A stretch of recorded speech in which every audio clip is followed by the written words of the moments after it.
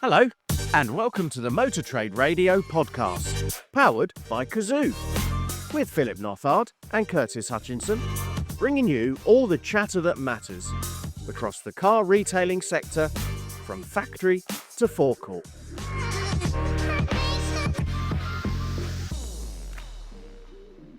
Well, hopefully we won't get too much background interference. I think you and I are sat in our offices and we've turned the fans off. We've got the windows open. We've got traffic. We've got birds. But too bad. Hopefully our equipment will keep that at bay, but there won't be too much. Yeah, hopefully the equipment and you and I sort of fast the next 30, 40 minutes without melting. Yes, but we do our best.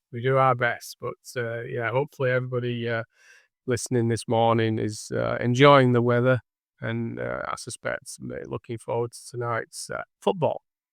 Yes, but it isn't the next stage. So good luck, and good luck, England, if you're listening on Saturday, and if you're listening after Saturday. Oh, what an incredible match! Oh, what a disappointment. The boys did well though. So I think we've covered everything there, haven't we? And hopefully everybody that did stay up to watch the Sunday night, Monday morning match has now recovered from their lack of sleep. I know I spoke to many people on the Monday afternoon, and they were okay in the morning, and then come to about 3 o'clock in the afternoon, I think they were lagging a little bit anyway. Yeah, I did notice that Slack messages were not being responsive Monday afternoon. But it was all good. So we have got a few shout outs today. We've got a Menable moment and some biggish headlines as well, aren't we, going on? Yeah, it's another busy week in the motor trade, but we, as you say, we've got a few shout outs, starting with one very close to you actually, because Craig Maley, Cox Automotive, has been promoted as president of Cox Automotive Europe.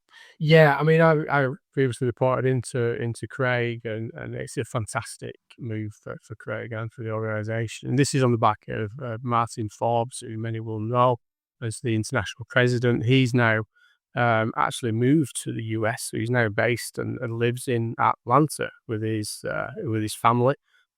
Still keeps control of international presidency, in charge of UK, Europe, Australia, and other smaller markets out there. But obviously, time difference.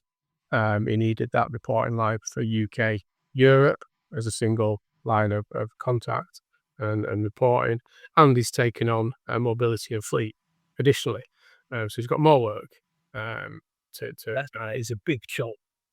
Yeah, big job. I think, positively for the business, and, having Martin there at the table in Atlanta, going into Steve Rowley over there representing, international, which includes UK, Europe, is a positive move.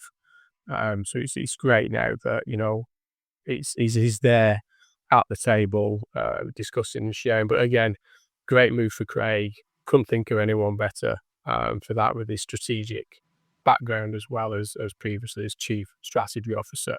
And he knows Cox Automotive inside out. 20 years, over 20 years now with Cox Automotive. So he knows every part of the business. He's got a great relationship with the US, etc. So yeah, few moves, but nothing stays still for long, does it? No, definitely not. Well, congratulations to both of them. And last week you were chairing the Vehicle Remarketing Association's AGM, weren't you? How did that go? Yeah, it was very good. And it's a great turnout. Best part of over 50 in the room, with more online. So a friend of ours, and Graham from Alt, or Graham Filmer, who's Real Filmer, yep. Farmers Group. He was there talking about the current position with motor finance, and we've got a story about that later. Sort of talking about some of the challenges and nuances within that marketplace. We had Omar and Kevin from Alvarez and Marcel, who are them restructuring and refinancing part of the sector, talking about what's happening, what they're seeing from a UK, European and US perspective within that market. And a friend of the podcast, he's not been on yet, but I'm sure if he's listening this morning, he will email me and request to come on or asked to come on. But Fraser Brown, I've known him 3 decades now from his days when he was a divisional for Mazda. He now owns Motorvise, Automotive, and Browns of Richmond. And he's really given us a good update on the EV market, because he's now a motor retailer as well as a lead generation business. So he got straight in at the front end on that. So no, it was a great event, great turnout, and some fantastic discussion and content for the day. So yeah, it was always a good one, a good busy one, that one. Yeah, sounds like a good one. And also in today's show, we've got a Menable moment from Stephen Whitton.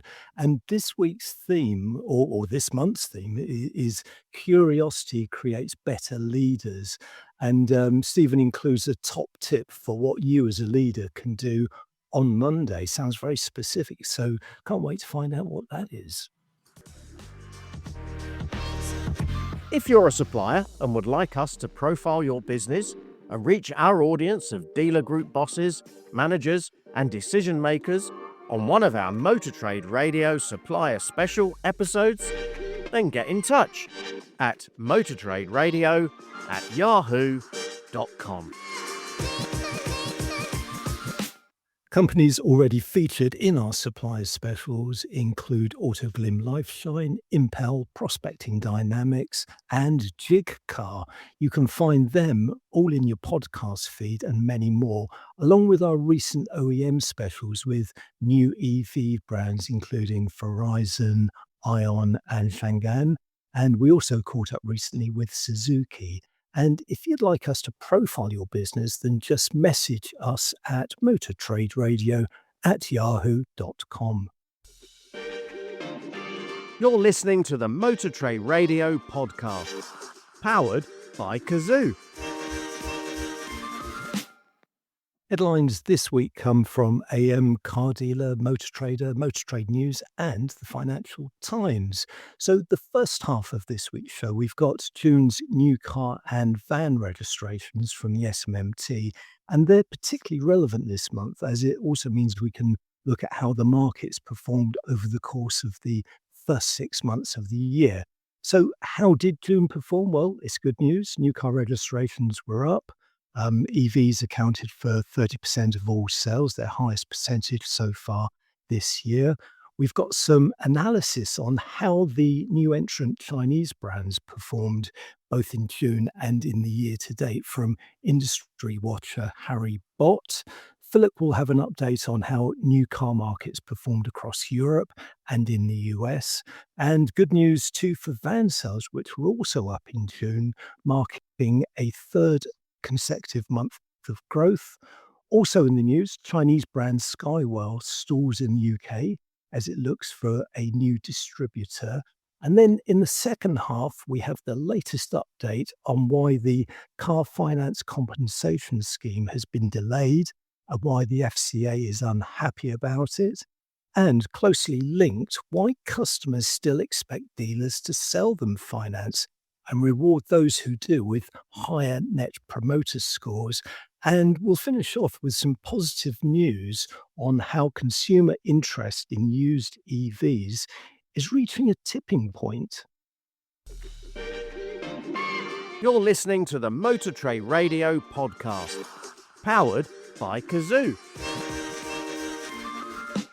So as Curtis just said there, we're going to head over to Car Dealer and the SMMT for the new car registration results, which came out this week. So, this is where June saw an increase of 11.4% year on year in new car registrations, with EVs hitting a 30% share. So I think there's a lot of detail in this one, Curtis, around what the market is talking about. Because we look at the private registrations versus fleet, those shifting in fuel types. But reality is we're now over 1.1 million at the half-year point for 2026, which is positive news for the sector.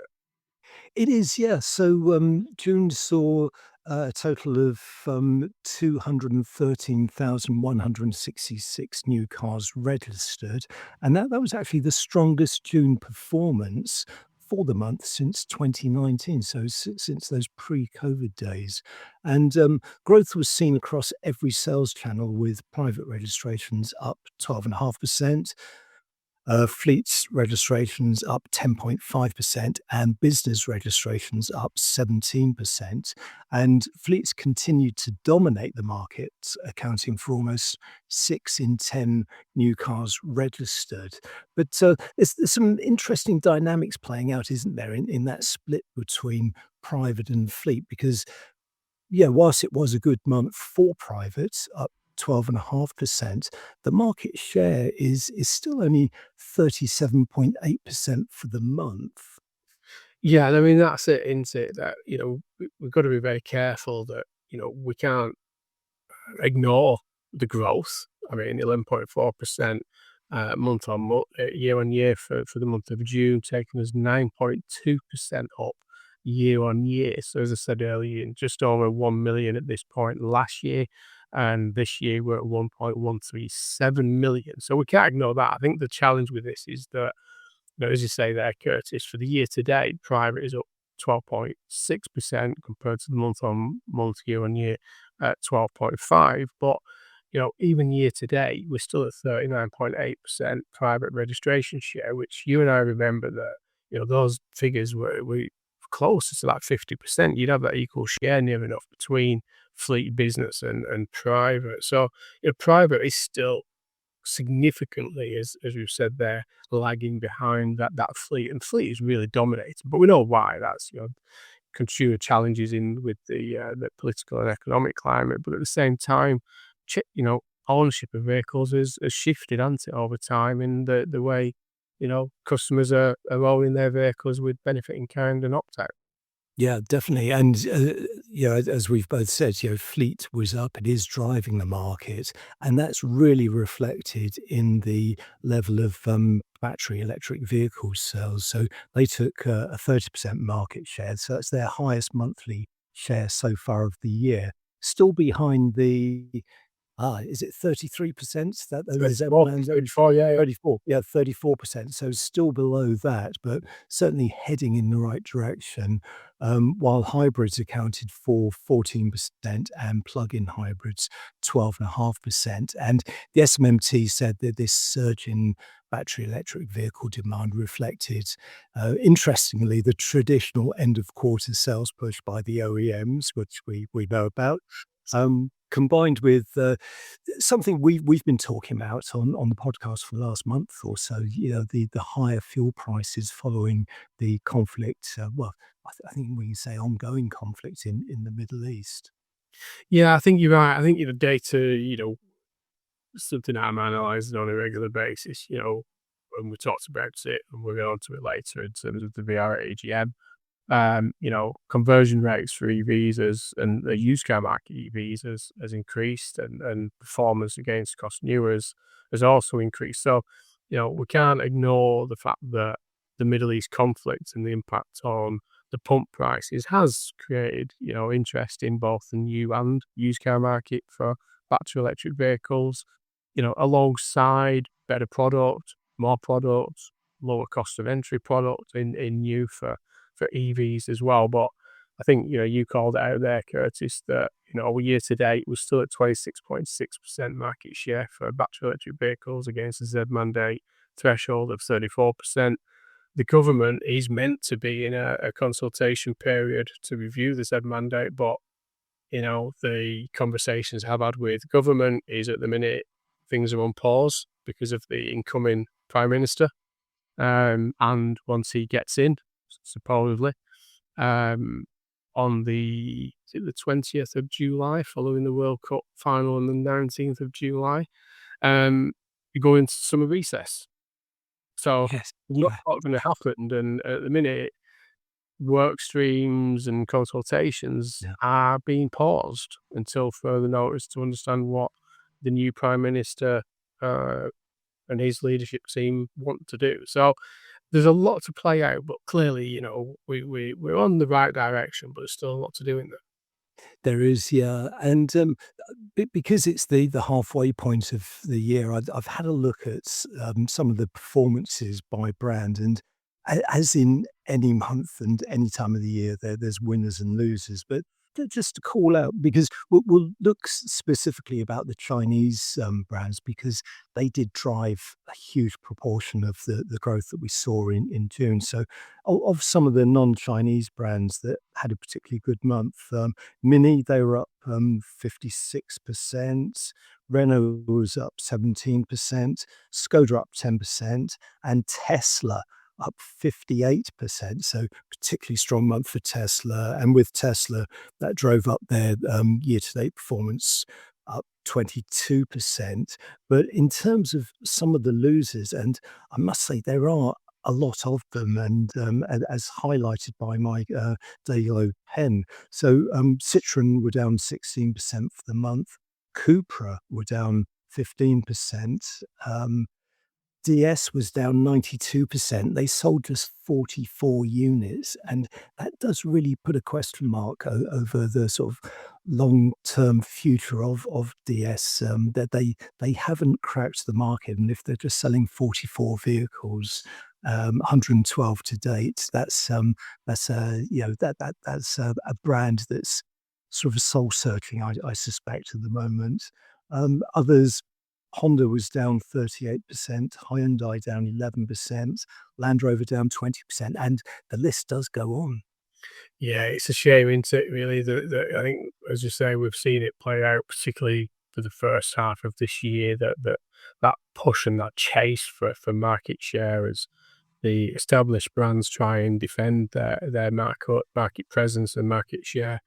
New entrants coming in, sort of fighting to take that market share and grow the market. You've got to look and go, okay, so how much of that growth that we've seen year to date, the 9.2% year to date, is being dominated by the new entrants, taking volume from their competitors. But actually, as we did in the conversation with Ash and Danny from Greenhouse, taking used erosion from the market, as well as people start look at the new car value that's on the table. So yeah, I think it's quite an interesting play at the minute, and it's making us revise and review our longer term forecasts for the UK, both for the new and the used car market at the minute. But as you said there, I mean, talking about the Chinese brands there, and it leads us very nicely into Harry Bott's monthly update, and it's fascinating. And we always say, don't we, Curtis? If you don't follow Harry on LinkedIn, then I would do, because he does a fantastic breakdown analysis on the registration day, so with particular focus on what's happening by each of the OEMs, with a bit of emphasis on the Chinese manufacturers.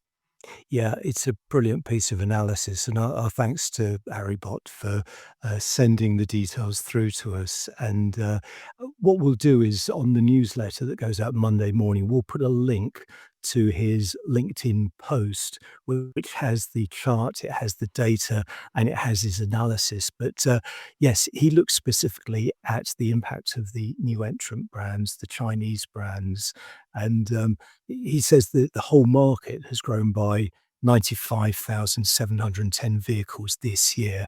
And of that growth, 89,532 vehicles came from Chinese new entrant brands. And he goes on to say that if you add MG and Volvo, both Chinese owned, into that mix, that figure comes to 97,000, just over 97,000. And this represents 18.6% market share year to date and 20.6% for June. And the Chinese new entrants have grown their market share. And there's some really sort of scary figures here. They've grown their market share from 6.3% for the whole of 2025 to 11.2% in the year to date, and 12.6% for June alone. So you can really see how that growth is accelerating now. Oh, for sure. And he does sum it up, and he talks again, saying, once again, June was a cracking month driven exclusively by the Chinese manufacturers. They are winning due to great value, strong products, but as we have seen with Aeon, a strong post-sale proposition to show faith in their vehicles, and the poor heritage brands, let's call them the heritage brands, are being knocked from pillar to post. It will be interesting to see how they respond in the final 6 months of this year, especially as new entrants such as Deepal, Neo, and Denza have yet to arrive here in the UK. So, is he citing there's some challenges? We're getting on to discuss one of them later on in today's podcast, but, he's warning that there's still more with a site in the UK as a market territory for them to come. So, it's still more disruption by the OEMs on the horizon. Yeah, definitely. And you've got some European and US car sales data, haven't you? Yeah, so as usual, just to give you a bit of context of what's happening across Europe, France grew 11.4%, up to 188,800. Germany had a strong month with 296,400, a growth of 15.7%. Italy grew double digit, just over 10% to 146,400. Spain, a little bit challenging there in Spain, a growth of 7.8%, up to 128,400. And in the US grew 7.8%, up to 1.4 million. So the US is one that's, I think, a little bit, all over the place at the minute with the more longer term forecasts there. Yeah, definitely. I mean, the US market is fascinating, isn't it? Because I think only last month we were reporting that it was down. So it's rallied.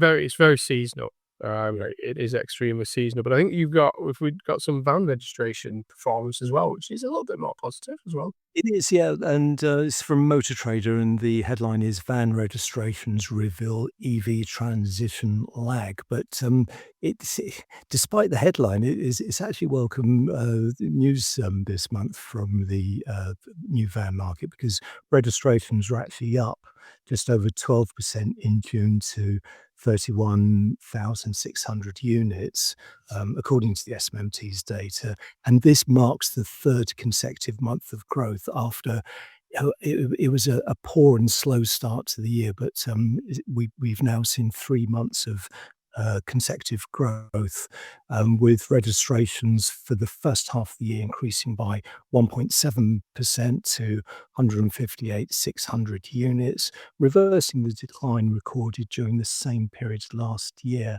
And once again, the uplift was driven by demand for mostly larger, medium-sized and larger vans. And if we look at the battery electric vehicle registrations, they rose also for a third month, up 23.2% to take an 11.5% market share, but that's still below the 24% share mandated by the ZEV mandate. Yeah, so I would say a bit of a mixed news there, isn't it, for vans, but it is positive to see them continue growing, but still some challenges below those headlines there. So heading back to the Chinese manufacturers a little bit just before the break, and this is then AM Online, and this is Skywell seeks new UK distributor after Innovation Automotive exit. And I was expecting to see, some different headlines like, farewell Skywell or something like that, Curtis. But yeah, Oh no, they're not going anywhere, are they? well, this is it, isn't it? I mean, I think it was a bit of a negativity initially. Some of the noise was that Skywell have exited, but actually, as it says in this headline, it's the distributor that is exiting, and Skywell are looking for another distributor, aren't they? Yeah, so this is Innovation Automotive. The story in AM said that Innovation Automotive, the distributor, has closed with immediate effect, ending one of the first distributor agreements for a new Chinese entrant to the UK market. So the piece goes on to say that the move very much comes as competition intensifies among the Chinese manufacturers entering the UK, which is something that we reflected on in that last story, with growing pressure on distributors to invest in dealer networks, marketing, after-sales support, while competing in an increasingly crowded EV market. So, Innovation Automotive has actually represented Skywell in the UK for 5 years. So during that whole startup process, because Skywell formally launched in January 2025, it's actually got, I had a look on their website, they've got 12 dealers in England and 5 in Wales, so 17 in total. The plan was to have 50 dealers by the end of 2025, so they've fallen short of that. And to date, I think they've just got the one vehicle on sale, the BE11 EV SUV. But there's a very defiant David Clark, Skywell UK general manager, quoted in the story, who's saying that this is just a reflection of the distributorship, the distributor pulling out of the UK. Skywell is continuing, and he goes on to say that he's confirmed the distributor's closure. And said the decision reflected the increasing investment required to compete in the UK. And he goes on to say the UK is one of the most competitive new car markets in Europe, and with a strong focus on electrification, it requires continuous significant investment from the OEM or the appointed distributor to remain competitive. Yeah, I mean, that kind of sums up obviously what we were talking about previously in terms of those new car registration results. You've got 75, and that's continually to change, both increasing and, with those as cited that all on the horizon, that they're all competing for a customer and they're competing for market share, aren't they? Which comes at cost, and because it all needs, support, incentives, and marketing around it, doesn't it? Yeah, it does. And, David Clark does actually make it very clear that the closure of Innovation Automotive is in no way a reflection upon Skywell, who are now seeking an alternative distributor for the UK market. And just to finish off that story, so looking at how Skywell performed in June, they sold 64 units. And in the year to date, they've sold 90 units. Got some way to go there, don't they, at the minute? Yes, exactly, to reach anywhere near a critical mass. So they do need to find a distributor very quickly, because they have still got those 17 dealers. Well, we'll go back with the rest of this week's headlines after this short break. You're listening to All the Chatter That Matters on Motor Trade Radio, powered by Cazoo. Next up is our latest Menable moment, looking at mental wealth and well-being best practices in the automotive sector, with me, Stephen Whitton. Yeah, hi everyone, it's Menable Moments time, and I've got a question at the end of this for you to think about, something that you can take forward to Monday. And I've given this Menable Moments a lot of thought around leadership and curiosity. And let me tell you what I mean. So over the last month, I've had the privilege of spending time with two very different organisations, Cogent Hire and QBE, both in very different parts of our sector and with very different challenges. But what I noticed is that they've got something in common, and that is that their leaders, their best leaders, are curious.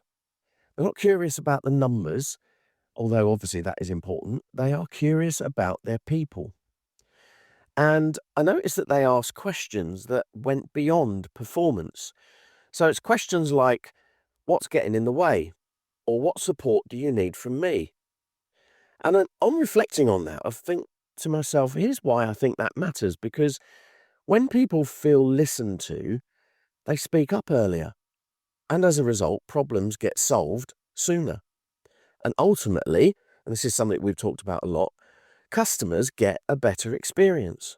And on top of that, pressure doesn't build until it becomes a crisis. So in other words, they're not leaving it until the wheels fall off. So here's this month's Menable moment. And this week, I'm going to challenge you to, instead of asking your team, is everything okay, in that very typically non-committal kind of way that we do, ask them, what's one thing making your job harder than it needs to be? Then the key bit of that is resisting the temptation to jump in with a solution. Just listen. You might actually discover an easy win. It may be that you uncover a bigger issue, and it could be that they're holding on to thoughts and ideas about making the workplace better, performing better, that you don't know anything about. Or it may simply be that you just show someone in your team that their opinion matters, and that is the critical bit. Leadership isn't always about having the right answers. Sometimes it's about asking better questions. So, with that in mind, have a great month, and I will see you next time for another Menable moment. But if you'd like to delve a little bit deeper into that, you know how to get hold of me. It's Stephen with a PH, .Whitton@menable.org, or, as you know, I'm all over LinkedIn. So take care, and I will see you again soon. I think that was train just pulling in there, Curtis. Yeah, I mean, Steve is a busy man, and that probably was a train taking him off to his next gig, his next consultation. And yeah, what a great Menable moment. I mean, he really has, suggested something quite provocative that maybe wouldn't be on the top of most managers' lists on a Monday morning after discussing, of course, how the football. Oh yeah. Yeah. But I mean, yeah, what a great challenge, and it's. I think that's something that will resonate with a lot of listeners. It will be. I think it is. Asking those questions and being prepared to listen to the answers is critical, isn't it? So, yeah, as Steve said, if you do need to get a hold of him and you want to talk about that in more details or other things, then do reach out to him. As I said, there he's available on Menable.org, or you can email him at Stephen, that's with a PH, .Whitton, WHITTON, @menable.org, or just look out for him on the social channels, in particular LinkedIn, and reach out to him. But we're going to get back to the headlines now and really focusing on the financial sector of our of Automotive, and this is in the Financial Times, and I think this is where it's never going to go away, is it, Curtis? We will run and run. But this is the FCA says lenders want to let foxes guard the henhouse on car finance, saying that UK regulator alleges in court filing that lenders want to determine own liability for compensation. This is obviously on the back of the challenges that the FCA have faced following their redress process from obviously the captive finances and the consumer voice. But they're challenging it, aren't they? Quite aggressively challenging it. That they are, yeah. So I think we can call this a full-blown spat because the story broke at the beginning of the week that there was a challenge to the compensation scheme, and as we record this, this was in the Financial Times on Thursday, and this is their response to that. So it really has moved the story on. And what the gist of the story is that the FCA says lenders challenging its £9.1 billion redress scheme for car finance mis-selling have made absurd arguments that would curb its powers and be the legal equivalent of letting the foxes guard the hen house. And it does actually call out Volkswagen Financial Services and French bank Credit Agricole, who have both launched lawsuits challenging the authority of the FCA to impose an industry-wide scheme that will force them to pay billions of pounds in compensation. And this is the FCA's biggest ever redress program. So there is a lot to stake in this, isn't there? There is, yeah, and it looks like they're going to head with the consumer voice, aren't they? In terms of the FCA hit out at the group, question its motives, saying it is not clear what consumer voice means by claiming to be a consumer organisation. And this is what the lawyers wrote for the regulator led by Jemima Stratford, who's KC, and Christopher Knight, KC, saying a more accurate description that is a for-profit organisation which purports to provide a service to consumers. It operates and trades in the market for profit and therefore has commercial incentives of its own. Now, Consumer Voice hit back this week, and it said that in a statement to the FT that it was disgraceful that a public body would include allegations in legal pleadings despite having been repeatedly informed that they are untrue. So, yeah, it's a serious head-to-head here going on between the FCA and, as you say, with Volkswagen Financial Services and the Consumer Voice organisation. It's all kicking off, isn't it? And the FCA talking specifically about VW Financial Services and Credit Agricole says the FCA makes the rules and the firms have to follow them. The watchdog wrote in its submission, adding its rights to impose a redress scheme gives no powers to companies. And it goes on to say that nothing in the statutory language indicates an intention of Parliament to let the foxes guard the henhouse. So FCA basically saying, look, we lay down the rules, we're empowered to lay down the rules, you've got to follow them. I mean, it is one of them, isn't it, that, as you've said various times regarding this situation, that, yes, it's financially damaging. Yes, has it been laid out as people would want? Maybe not, depending where you sit within that process. But, I think the initial response from a large proportion of the sector was, we don't necessarily agree, but at least there is a decision, there's a process that we can adhere to and we can plan and react to and move on. And this kind of thing now is just delaying that putting it to bed and moving on to other things. And this is the challenge we've had consistently across the sector. Exactly, because I think it's probably fair to say that a lot of the sector just wants to move on, just wants to get it out of the way, pay up what's due, and draw a line under it, move on. But as you say, this will delay it. This will delay the payouts, and we will be returning to this story again and again as a result of that. Very much so.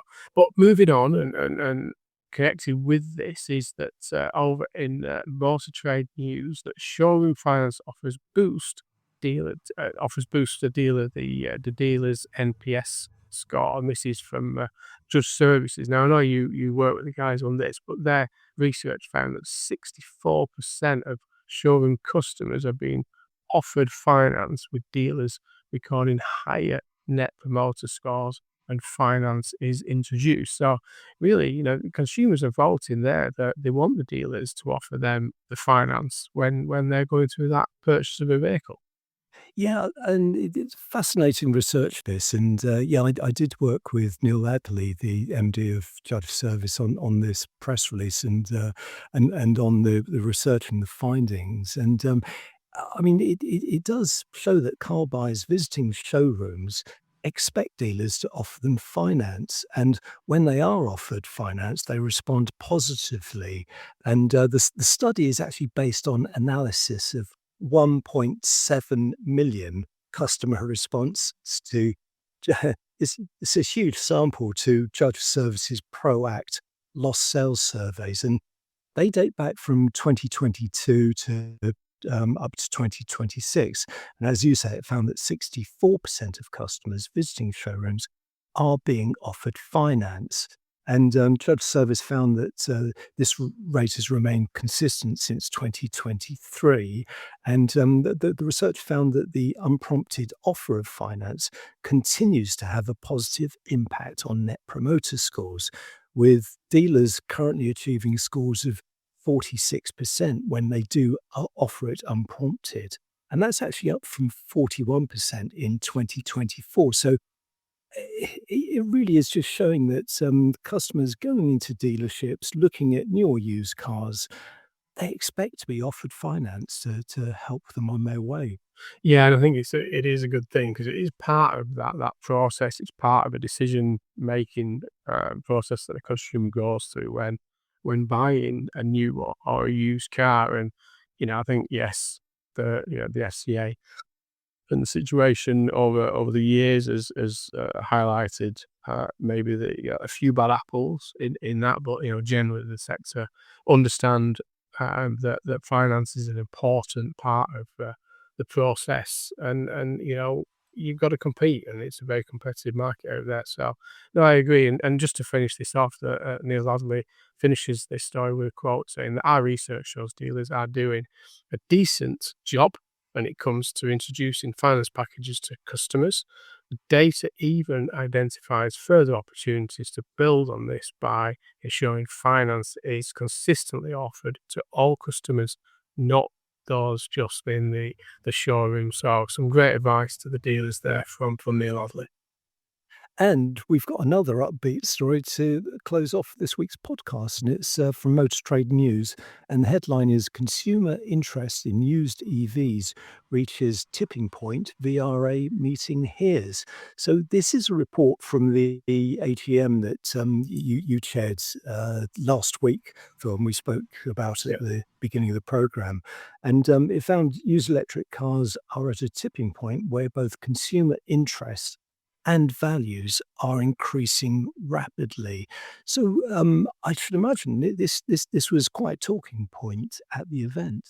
It was, yeah. I mean, it certainly was. I mean, as I say, we're seeing it in both wholesale and retail. We're seeing that demand, and a lot of it is driven, obviously, with the Middle East conflicts, as I said earlier, and the pressures on the pump prices at the petrol and diesel.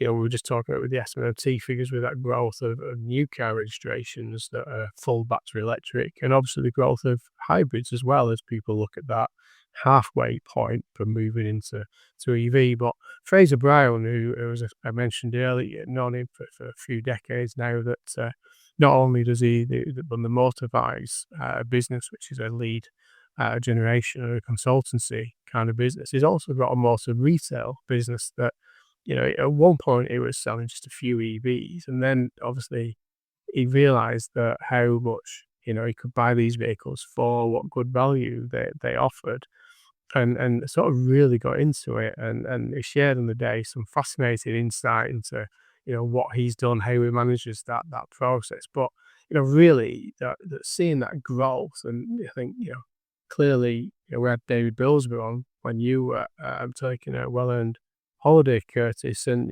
he moved fairly early on into getting into the EV market when they weren't performing very well. He could buy them a little bit behind market value.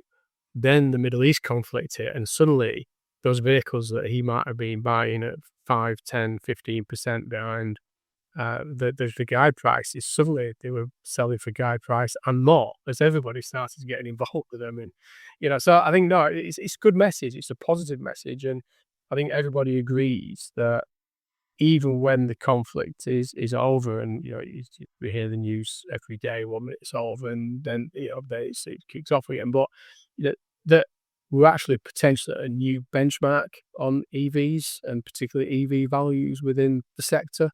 That whatever's happened with the Middle East conflict, alongside better knowledge, better informed retailers, better informed consumers, better infrastructure, that we've seen that uptick, and it's positive news for the sector in general. Yeah, definitely, and there are some great stats in this story, and again, it will be we'll include a link to it on the newsletter that goes out on Monday morning. But Motorvise's own research has shown that the market for used electric vehicles has grown by 32% over the course of the first quarter of this year, on top of a 45% increase in the previous 12 months.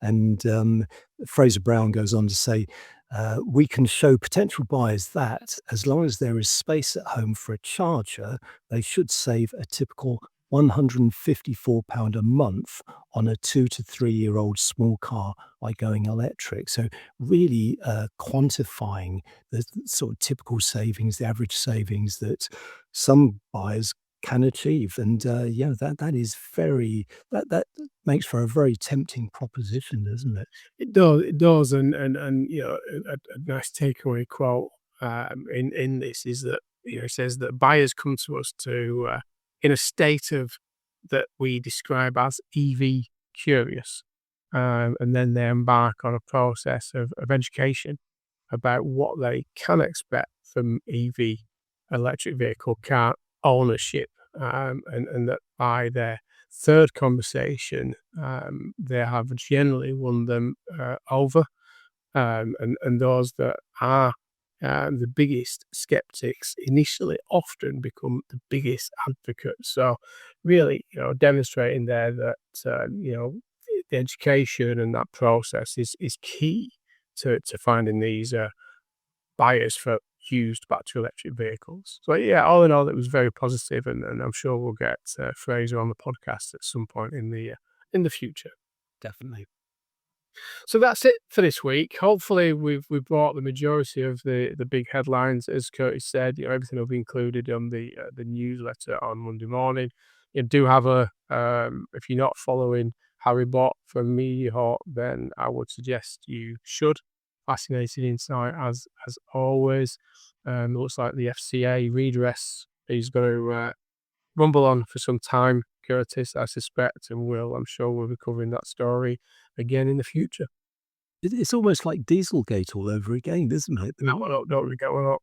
Hashtag Dieselgate. God, yeah. Mention the D word. Have you melted yet? Because I have. Yes. We need to get the fans back on and windows open. But yeah, we got there. Fun. Definitely time to wrap up. Yeah, we went up swimming tonight as well. So definitely, yeah. So that's all for now. Many thanks to you for listening to this Motor Trade Radio podcast. Until next time, it's goodbye from me. And it's goodbye from him. Thank you for listening to the Motor Trade Radio podcast, powered by Cazoo.